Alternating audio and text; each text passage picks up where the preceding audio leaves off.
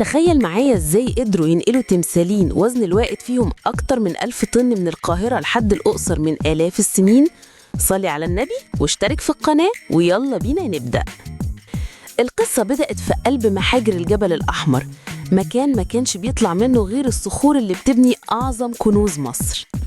الملك أمنحتب الثالث كان عنده حلم يتحدى المستحيل، إنه يبني لنفسه تمثالين يفضلوا شهادة على عظمته لآخر الزمان. لكن المشكلة إن الحجارة دي كانت في القاهرة، والمعبد الجنائزي بتاعه كان في الأقصر على بعد مئات الكيلومترات. هنا بدأ أكبر تحدي هندسي في التاريخ القديم.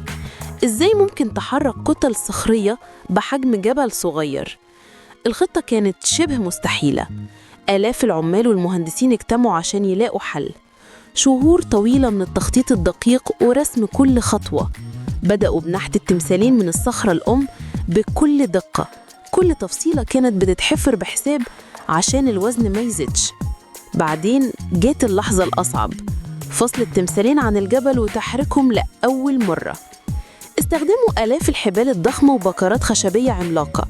كانوا بيسحبوا التمثال ببطء شديد. كل حركة كانت محسومة بالملي عشان الصخر ما يتكسرش.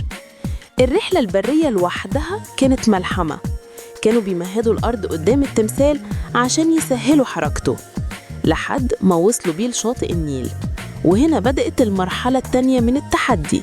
إزاي هينقلوا الوحش ده عن طريق النهر؟ بنى المصريين القدماء سفن عملاقة مخصوص للمهمة دي، سفن ما كانش ليها مثيل في العالم وقتها، وبدأت أضخم عملية نقل في التاريخ القديم. التمثالين اتحملوا على السفن في رحلة نهرية استمرت شهور. كانت رحلة مليانة بالمخاطر والتحديات، لكن إرادة المصريين كانت أقوى من أي صعاب. ولما وصلوا الأقصر كانت الناس مش مصدقة عينيها. تمثالين بحجم أسطوري واقفين في مكانهم الجديد، كأنهم حراس أبديين لتاريخ وحضارة عظيمة. التمثالين دول اللي بنعرفهم النهاردة باسم تمثالي ممنون، ولحد دلوقتي